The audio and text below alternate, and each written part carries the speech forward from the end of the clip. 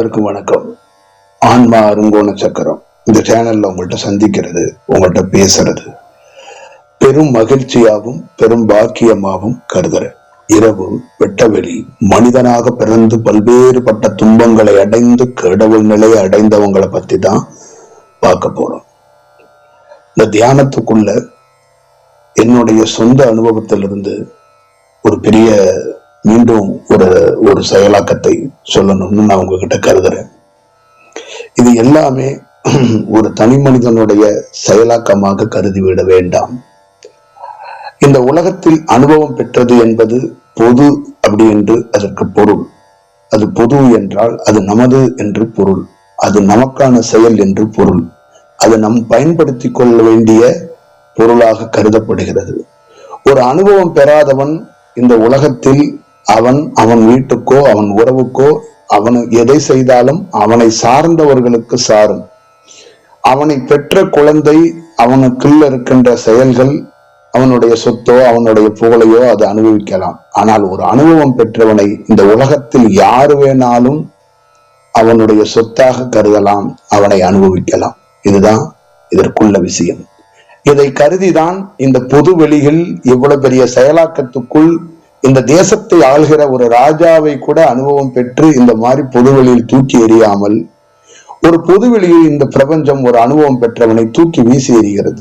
பொதுவெளி, பொது வாழ்க்கை என்பது இந்த தேசத்தோடைய எத்தனையோ தலைவர்கள், எத்தனையோ ராஜாக்கள், எத்தனையோ பொதுவெளியில் நடமாடிக்கொண்டு இந்த மக்களுக்கு சேவை செய்பவர்களாக சொல்பவர்களை ஒருபொழுதும் பிரபஞ்சம் இது என்னுடைய பொருள் என்பதை அங்கீகரிப்பதோ சொல்வதோ இல்லை என்பதை புரிந்து கொள்ளுங்கள்.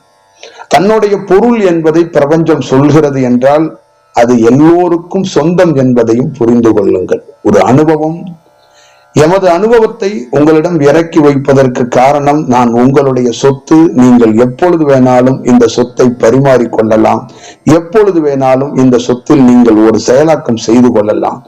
என்றாவது ஒரு நாள் இந்த தகப்பனாக இருக்கக்கூடிய, உங்களுக்கு மகனாக இருக்கக்கூடிய, உங்களுக்கு ஒரு சாதாரண வழிபோக்கனாக இருக்கக்கூடிய, உங்களுக்கு ஒரு பிச்சைக்காரனாக இருக்கக்கூடிய, உங்களுக்கு ஏதோ ஒரு வடிவத்தில் ஒரு இருக்கக்கூடிய நான் எங்கேயோ ஒரு நாள் உங்களுக்கு ஒரு சிறு ஸ்பார்க் வரும்போது இந்த உரையும் இதுக்குள்ள இருக்கின்ற உண்மை ரகசியமும் உங்களை மேம்பட வைக்கும். இதுதான் இந்த உண்மையான ஒரு அனுபவம் பெற்றவனுடைய சொத்து என்று கருதப்படுகிறது. ஒரு அனுபவம் பெற்றவனை பார்ப்பது, ஒரு அனுபவம் பெற்றவனோடு பயணிப்பது என்னவாக இருப்பது என்பது கேட்டால், அவனோடு இருக்கின்ற, அவனோடு பழகின்ற, அவனோடு பயணிக்கின்ற நாள் ஒரு மனிதனுடைய ஒரு மிகப்பெரிய முக்கியமான ஒரு தருணம் என்று கருதப்படுகிறது. ஏன் என்று கேட்டால், அவன் பொதுவெளியில் வாழ்பவன், அவன் ஒரு வெட்ட வெளியில் இருப்பவன், அவன் இந்த பிரபஞ்சத்தால் அடையாளம் காட்டப்பட்டவன். இதுதான் அனுபவம்.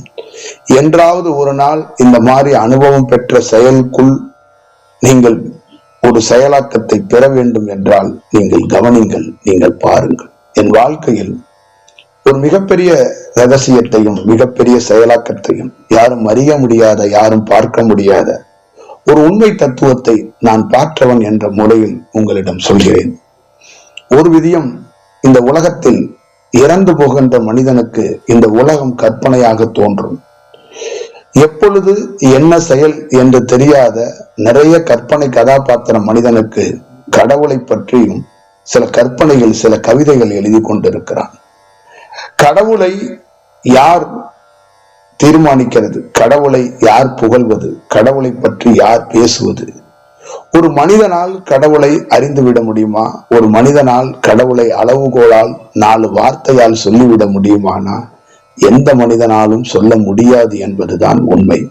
இங்கு எழுதப்பட்டிருக்கின்ற அனைத்து எழுத்துக்களும் பெரும் அனுபவம் பெற்றவனால் மட்டுமே கடவுளை பற்றி எழுதப்பட்டிருக்கிறது.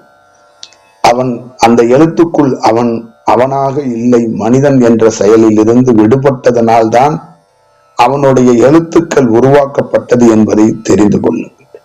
மனிதனாக விடுபடாதவன் கடவுளை பற்றி எழுதுவதோ, கடவுளை பற்றி அறிவதோ, கடவுளுக்காக வெகுமதிப்பு அளிப்பதோ, கடவுளை அவன் ஆராய்வது என்பதெல்லாம் அது ஒரு விதமான செயல் என்பதையும் புரிந்து கொள்ளுங்கள். நான் இந்த உலகத்தில் கண்ட ஒரு பெரிய செயல், நான் என்பதற்கு ஒரு இருப்பு என்று வைத்துக் கொள்ளுங்கள். நானிலே 2 நான் இருக்கிறது. மனித நான், ஒரு இருப்பாக இந்த சூலத்தோடு இருக்கிற நான். இதுதான் இந்த நான். இந்த நான் உங்களுக்கு சொந்த நானாக இந்த உரையை நிகழ்த்துவதற்கு என்ன சொல்ல நினைக்கிறது அப்படி என்று கேட்டால், இந்த நான் ஒரு இருப்பாக இருக்கிறது. இருப்பு இருக்கிறதுனால்தான் ஒரு செயல் இருக்கிறது.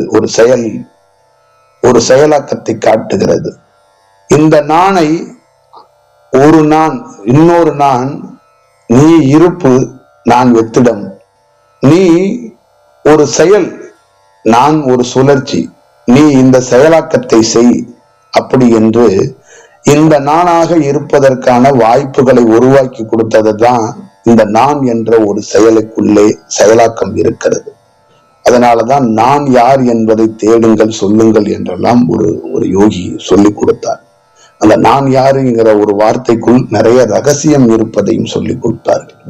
இந்த மனித சமூகம் நான் யாருங்கிற ரகசியமா இருக்கட்டும், எல்லா செயலாக்கத்தையும் அவர்கள் வார்த்தையாலேயே வசப்பாடியும் வார்த்தையாலேயே ஊடுருவியும் அதற்குள் தேன் பாய்த்து கொண்டும் சுத்தி தெரிகிறார்களை ஒழிந்த அதற்குள் இருக்கின்ற உண்மை தத்துவத்தை அறிவதற்கான வாய்ப்புகளை பெறுவது இல்லை என்பதுதான் பெரிய வேதனையாக இருக்கிறது. நான் கண்டது இந்த பிரம்மத்துடைய மிகப்பெரிய பிரம்மாண்டமான ஒரு சுழற்சியை கண்டேன். அங்கு உருவம் இல்லை, அங்கு எதுவும் இல்லை, பெரிய சுழற்சியாக ஒரு பேரானந்தத்துக்குள்ள பேர் ஒளியாக இருக்கின்ற அந்த செயலை கண்டேன்.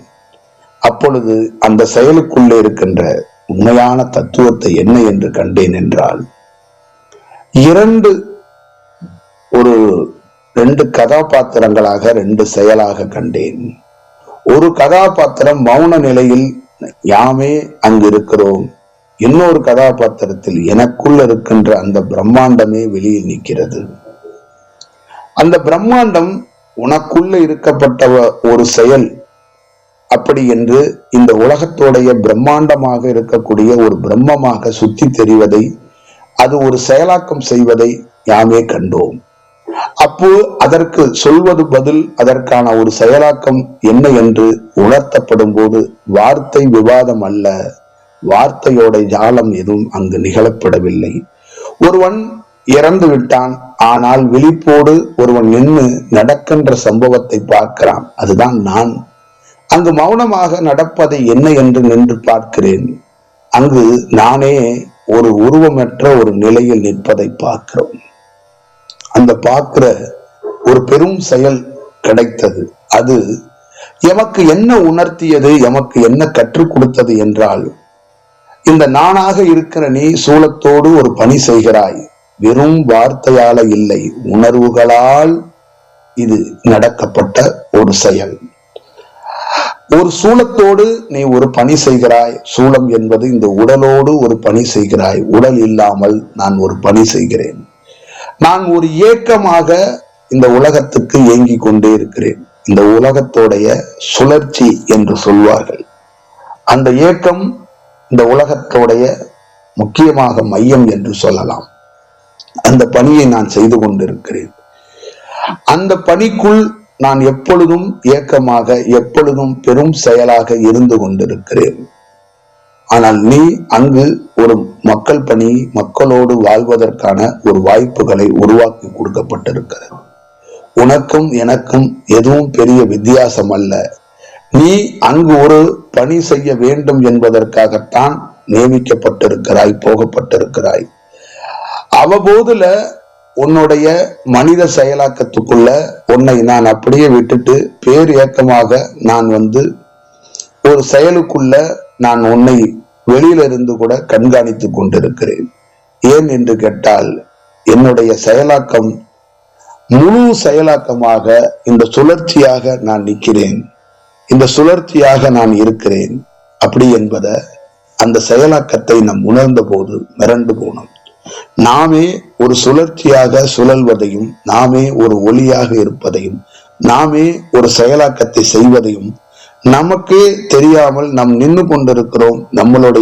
நம்மளுடைய செயல், அந்த செயலே ஒரு பணி செய்கிறது, ஒரு இடத்துக்கு போகிறது, பல்வேறுபட்ட வேலைகளை பார்க்கிறது. நான் மௌனமாக, நான் ஊமையாக, வெறும் ஒரு பார்வையாளனாக, ஒரு சாட்சியாக நின்று கொண்டிருக்கிறேன். அத்தனை பணிகளையும் சிறப்பன செம்மையென அந்த வேலை செய்து கொண்டு இருக்கிறது அந்த பிரம்மம். அதை பார்க்கும்போது நான் உறைந்து போனேன். இது இது இது ஒரு வேற ஒரு செயலாக இருக்கிறதை கண்டு நான் வியந்து போனேன். அங்க எந்த காம்ப்ரமைஸும் இல்லை, அங்க எந்த சமாதானத்துக்கும் வழி இல்லை, அங்க கண்ணீர் இல்லை, சிரிப்பு இல்லை, எந்த செயலுக்கும் அங்கு இடம் இல்லாத ஒரு செயலை கண்டேன். அப்பொழுது அதை அங்கு நடக்கின்ற அந்த செயலாக்கத்தை, அந்த பிரம்மத்தோடைய அதிசயத்தை, அந்த காட்சியை ஒரு பார்வையாளனா மட்டும் இல்லாமல் ஒரு சாட்சியாக இந்த இயக்கத்தை நீ புரிந்து கொள், இந்த நடப்பை நீ புரிந்து கொள், இதை நீ செயலாக்கத்தை புரிந்து கொள் அப்படி என்பதை உணர்த்தப்பட்டது, பார்க்கப்பட்டது. அப்பொழுது நான் உயர்ந்து போய் இயல்பாக இங்கு வந்தபோது, இயல்பாக நான் இருந்தபோது அதில் இருக்கின்ற அந்த பேராற்றல் வந்து என்னோடு இந்த உடலில் குடியிருப்பதை, வசிப்பதை பார்க்கிறோம். அதுதான் அதோடைய ஒரிஜினல். அது இந்த உடலுக்குள்ள வந்து குடியிருக்கிறது.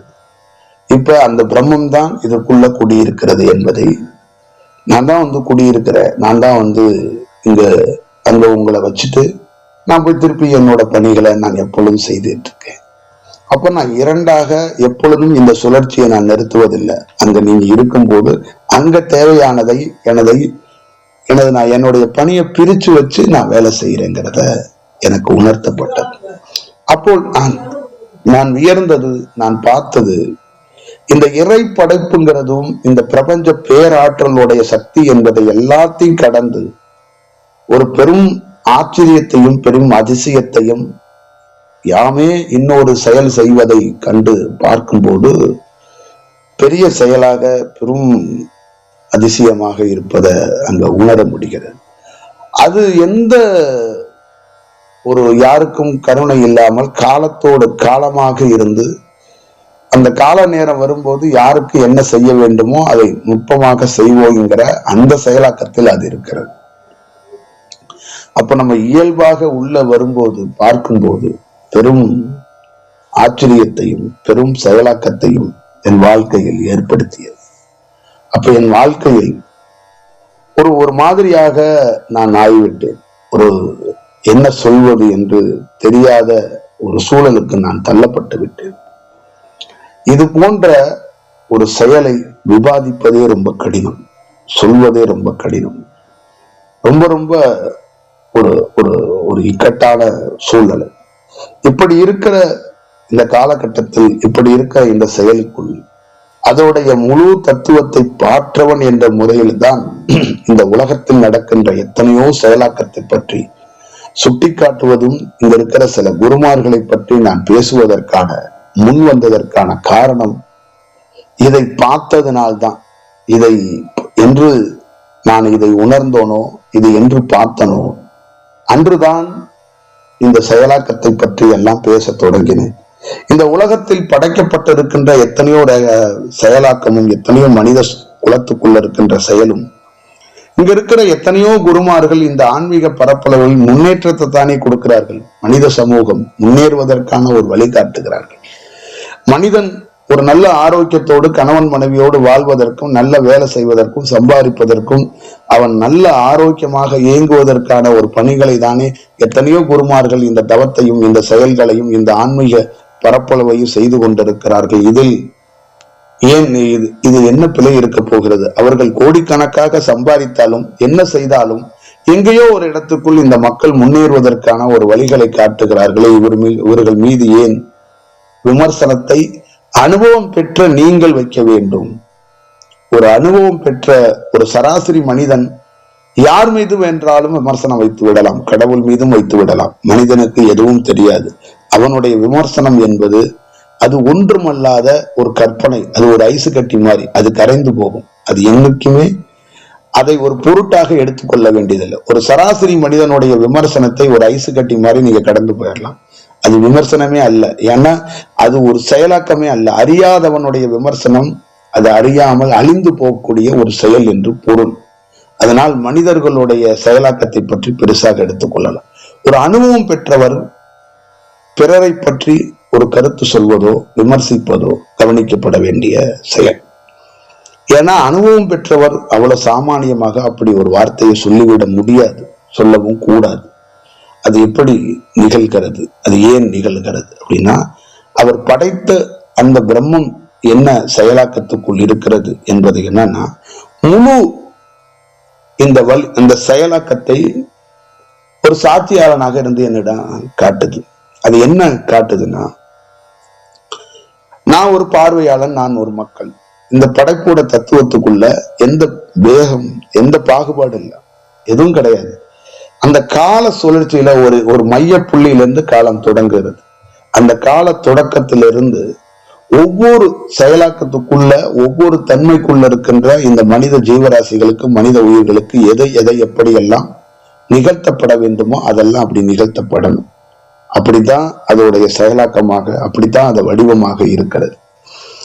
இவர்கள் ஒன்று பெற்றிருக்கிறதாக, ஒன்று கிடைத்திருக்கிறதாக இருப்பதை நான் எதை உணர்ந்தேன், எதை பார்த்தேன் அப்படின்னு கேட்டீங்கன்னா, அந்த பிரம்மம் என்ன சொல்லி, என்னதான் இந்த புண்ணிய கர்மா, இந்த பாவ கர்மாவை வைத்து இந்த உலகத்தில் எந்த போதனை நடத்தினாலும் கற்பனை.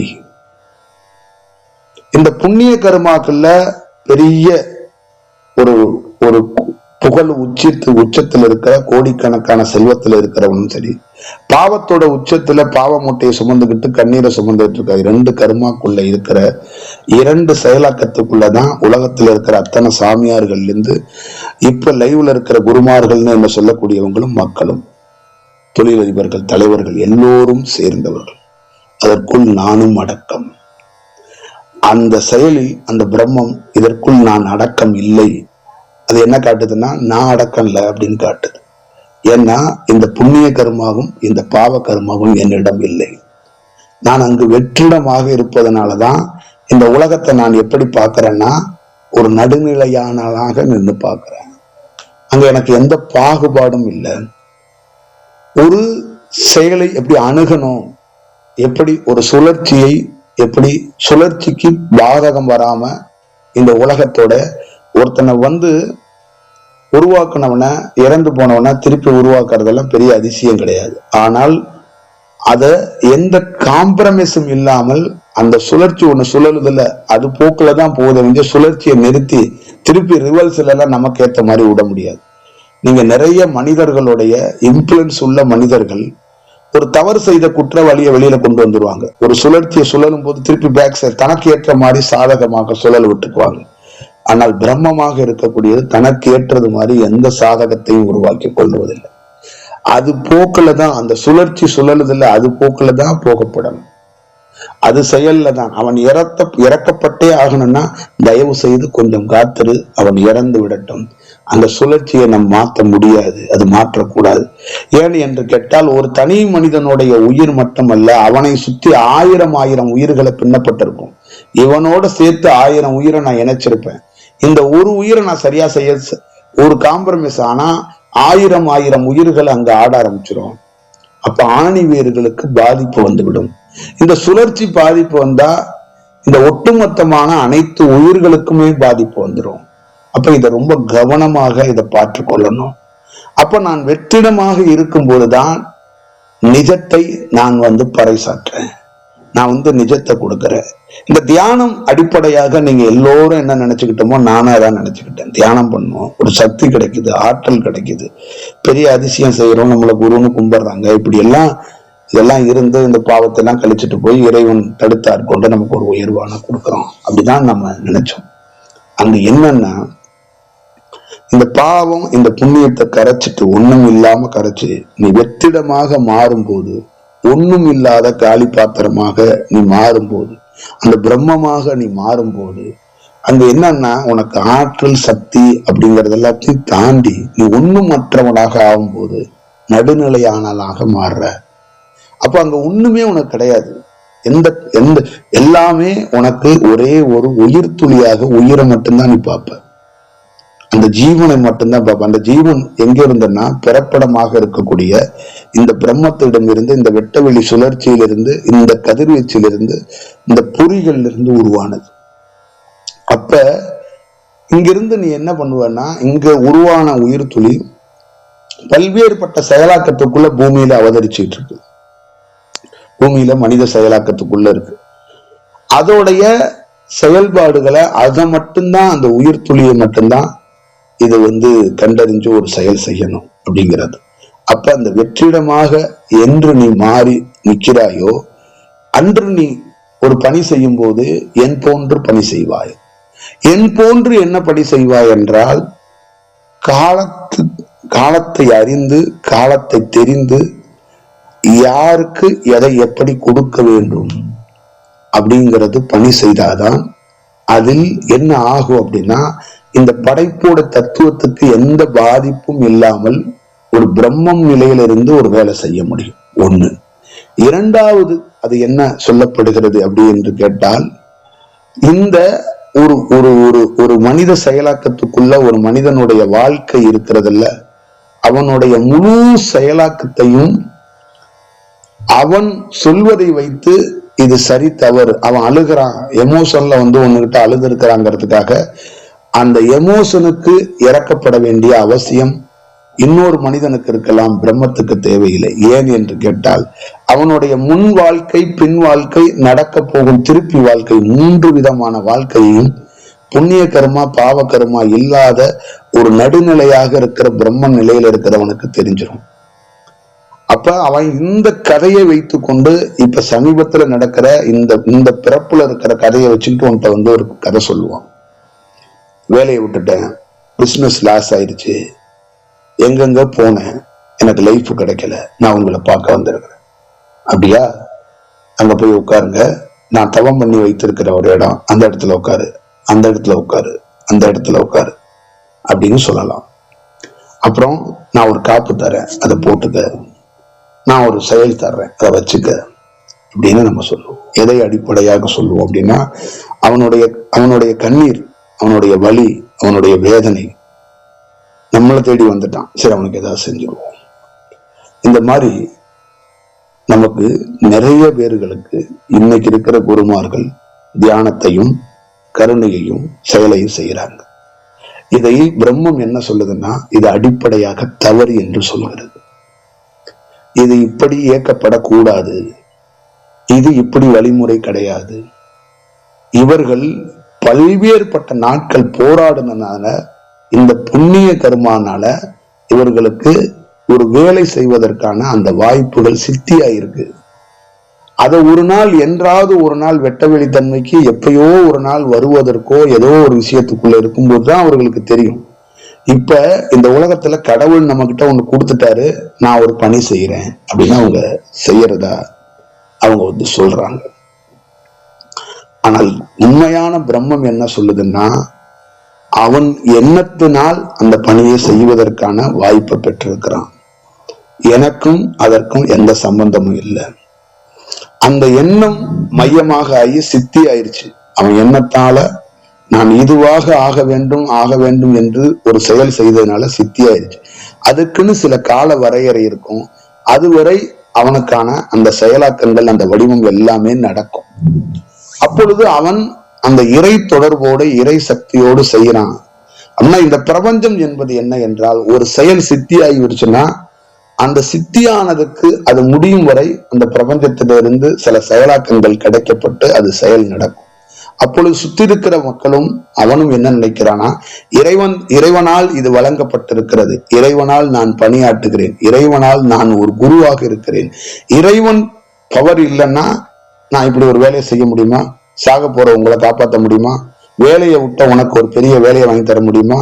தன்னம்பிக்கை இழந்துகிட்டு ரோட்ல சுத்திக்கிட்டு இருந்த உனக்கு நான் மெடிடேஷன்ல 13 நாள் 12 நாள் கிளாஸ் கொடுத்து உன் வாழ்க்கையோட போக்கையே மாத்தி இருக்கிறேன்னா நான் எப்படியாப்பட்ட செயலாக நான் இருப்பேன் அப்படி என்பதை அவர் சொல்கிறார். நான் வாழ்க்கையில் சுத்தி தெரிந்த போது, கஷ்டத்தில் இருந்த போது, கண்ணீர்கள் விட்ட போது இந்த 13 நாள் 15 நாள் கிளாஸ் அட்டண்டயத்துல என் வாழ்க்கையை மாத்திருச்சு. நான் இந்த பெரிய மையத்தை, இந்த செயலை நான் பார்க்கவில்லை என்றால் என் வாழ்க்கை ஒரு மாதிரி சூன்யமாக போயிருந்திருக்கும். இன்னைக்கு பொண்டாட்டி புள்ளியோட ஒரு பெரிய ஆடி கார்ல நான் சந்தோஷமாக பயணிக்கிறேன், எனக்கு சந்தோஷமா வாழ்றேன்னா, இன்னைக்கு இவ்வளவு பெரிய தொழிலை வெற்றிகரமாக நடத்துறேன்னா அதுக்கு இந்த வகுப்புக்கு போனது இந்த செயலாக்கம் என்பது சொல்லப்படுகிறது.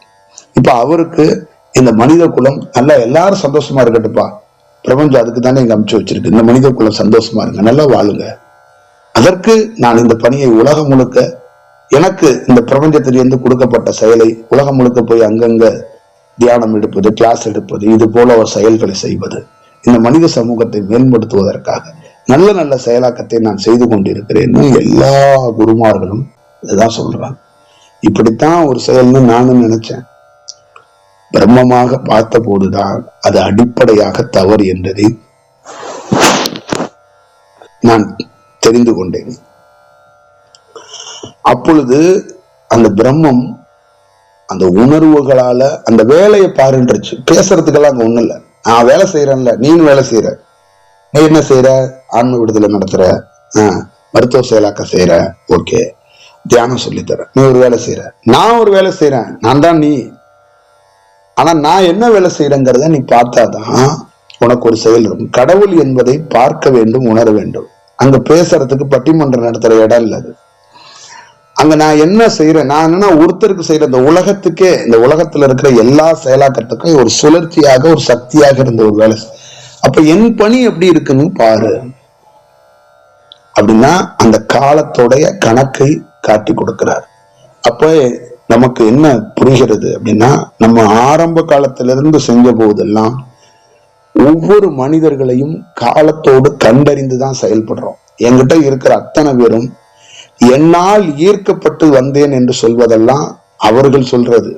இவர்கள் வருவார்கள் என்பது எனக்கு தெரியும். இவர்கள் ஏன் வந்திருக்காருன்னு எனக்கு தெரியும். ஏன் என் கூட நிக்கிறாருன்னு எனக்கு தெரியும். ஏன்னா இந்த உயிர் வரப்பட்டாக வேண்டும் அப்படி என்பது எனக்கு தெரியும். இந்த உயிர் என்னோடு இருக்க வேண்டும் என்பதும் எனக்கு தெரியும். இந்த உயிருக்கு ஒரு வேலை செய்யணும் அப்படின்னு எனக்கு தெரியும். அப்ப நான் அவர்களுக்கு மற்ற குருமார்கள் மாதிரி கருணை அடிப்படையில் வேலை செய்யவில்லை. அவர்கள் அழுகிறார்கள் என்பதற்காக அவர்கள் உடலை மருத்துவ செயலாக்கம் செய்யவில்லை. நல்ல ஞாபகம் வச்சுக்கோங்க. பேயாக ஒருத்தர் சுத்திக்கிட்டு இருக்காங்கிறதுக்காக அவனுக்கு ஆன்ம விடுதலை கொடுக்கல.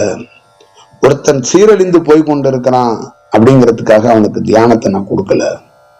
இந்த கால கணக்குப்படி அனுபவம் நம் பெற்றதுக்கு அப்புறம் அந்த மேல இருக்கிற சுழற்சி இதுவும் ஒண்ணு. அப்ப அதுவாக இந்த சூலத்திலிருந்து செயல்படுறதுனால இது என்ன பண்ணுது, காலம் எப்படி காலத்தோட தான் ஒரு வேலையையும் காலத்தை கண்டறிந்து எப்பொழுது எப்படி யாருக்கு கொடுக்கணுமோ அப்படிதான் கொடுக்கணும். இல்லைன்னா இது என்ன ஆகும், நிர்பந்தத்துல நான் என்ன பண்ணிருப்பேன், என்னுடைய வேகம், என்னுடைய செயல் புண்ணிய கருமா பாவ கருமா இருந்து எனக்கு வேற மாதிரி ஒரு சித்தி ஆயிருந்துச்சுன்னா மக்களுக்கு மக்கள் பணி செய்யறேன், அதை செய்யறேன், இதை செய்யறேன், அப்படி இப்படி சாப்பாடு போடுறேன், ஹெல்ப் பண்றேன், மக்களோட துயரத்தை துடைக்க வந்திருக்கேன் அப்படின்ட்டு போயிருப்பேன். ஆனால் மக்கள் துயரம் துடைக்கப்படணும், மக்களை காப்பாற்றப்படணும். ஆனா கால கணக்கோடு செய்யணும், கண்டறிந்து செய்யணும். அப்பதான் அதற்குள்ள என்ன இருக்கும், இந்த உண்மை தத்துவமும் படைப்போட செயலும் தடை இல்லாம நடக்கும்.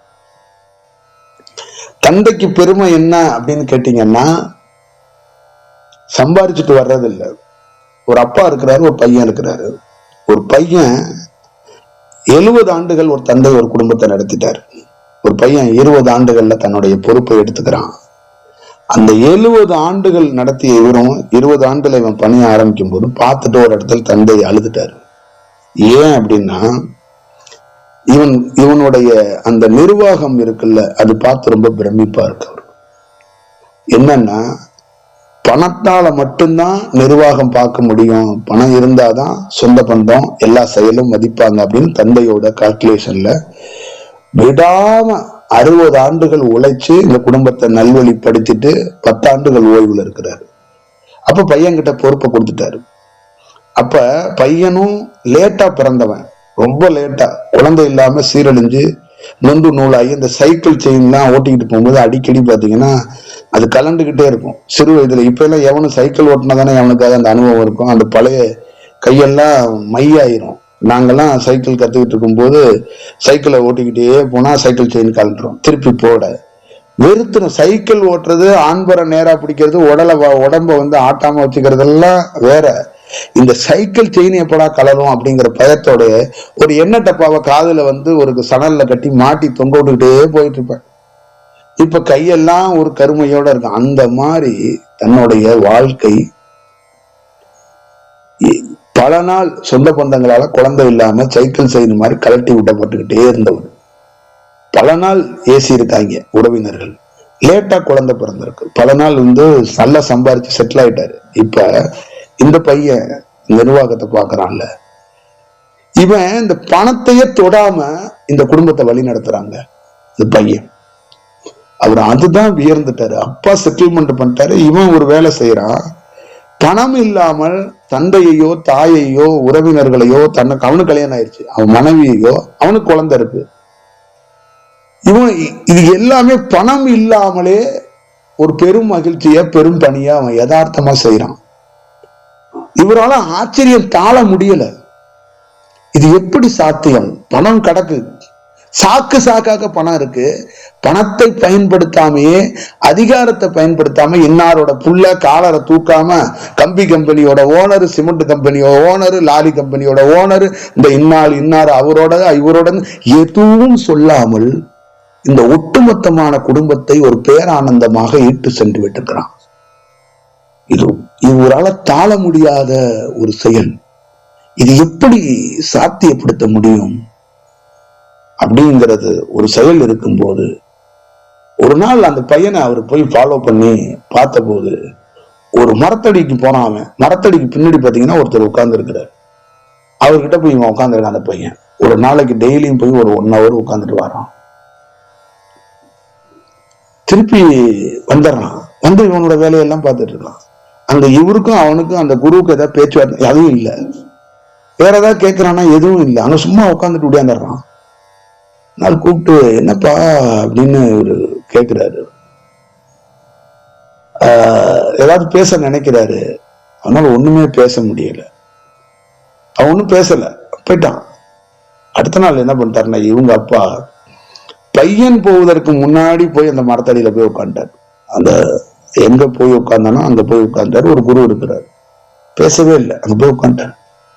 1 மணி நேரம் ஷார்ப்பா, 1 மணி நேரம் கழிச்சு இவருக்கே முழிப்பு வந்துடுறாரு. வீட்டுக்கு வந்தோன்னதான் ஒரு 2 நாள் 3 நாள் அதற்கப்புறம் அவர் பார்த்தா இவர் எதையுமே தொடாமல் பேரானந்தமாக வாழ்றார். எதையுமே தொடல, எதுவுமே இவருக்கு தேவைப்படல, எதுவும் தேவைப்படல. இவர் போய் நின்னாவே இவர் பொண்டாட்டி நீங்கள் முத்தம் கொடுத்தீங்கல்ல, அப்ப நான் பேரானந்தத்தை அனுபவிக்கலங்க, நீங்க பக்கத்துல நிக்கும் போது நான் பேரானந்தத்தை அனுபவிக்கிறேன்டா. 70 ஆண்டுல ஒரு மனைவி சொல்றா, நீங்கள் திருமணம் பண்ணிய போது முதல் முறையாக 45 ஆண்டுகள் 50 ஆண்டுகளுக்கு முன்னாடி நீங்க ஒரு முத்தமிட்டீங்கல்ல என்ன, அப்ப நான் ஒரு பெரிய முதல் முறையாக ஒரு ஆணோட பரிசத்தை உணர்ந்த அந்த தருணத்துல, நான் மிகப்பெரிய கிராமத்துல எந்த ஆணையும் நிமிர்ந்து பார்க்காமல் ஒரு குடும்பத்துக்குள்ள வளர்ந்த ஒரு பெண்மணினா, முதல் முறையாக என் தந்தையாரே 10 அடி தள்ளி நின்றுதான் என்கிட்ட பேசுவாரு. நான் அப்படி வளர்க்கப்பட்டவனா, முதல் முறையாக ஒரு ஆணுடைய பரிசத்தை, அந்த சுவாசத்தையும் அந்த வெப்ப சலனமான அந்த காற்றையும் அந்த முத்தத்தையும் பார்க்கும்போது ஒரு பேரானந்தத்தை அனுபவிச்சேன். ஆனா இப்ப நீங்க பக்கத்துல நிக்கும் போது அந்த பேரானந்தத்தை இப்ப அனுபவிக்கிறேன்டா. அப்படி ஒவ்வொரு செயலும் அப்ப வியர்ப்போ. அப்ப தாய் என்ன பண்ணிட்டான்னா, இதற்கு காரணம் என்னன்னா அவளும் கண்டுபிடிச்சு, அவளும் அந்த மரத்தடிக்கு போனா, மருமக மரத்தடிக்கு போனா, பையன் மரத்தடிக்கு போனான். அந்த மரத்தடி என்பது கல்லால் ஆளால மரம். அந்த மரம் தான் திருவண்ணாமலையில் இருக்கு. அந்த மரம் தான் பிரம்மம். அந்த பிரம்மத்தை தான் நான் கண்டேன். அந்த பிரம்மம் தான் இந்த உலகத்துடைய இயக்கத்தையும் படைப்பையும், எப்படி ஒரு செயலை செய்ய வேண்டும், எதையும் தொடாமல் எந்த பொருளும் இல்லாமல் ஒரு மனித சமூகத்தை வழிநடத்திவிட முடியும் அப்படின்னு காட்டி கொடுத்துச்சு. அத சொன்னுச்சு. அதுதான் செயல். நீங்க அதை பார்த்துக்கங்க. இதுதான் நான் உங்களிடம் சொல்வது. இதுதான் என்னுடைய அனுபவத்திலிருந்து நான் இந்த வேலையை செய்து கொண்டிருக்கிறேன். இதுதான் என்னுடைய அனுபவம். பொதுவெளியில் தூக்கி எறிந்து விட்டேன் நான். நீங்கள் பார்த்துக் கொள்ளுங்கள். நல்ல செயலாக்கத்தை சந்திப்போம். நன்றி, வணக்கம்.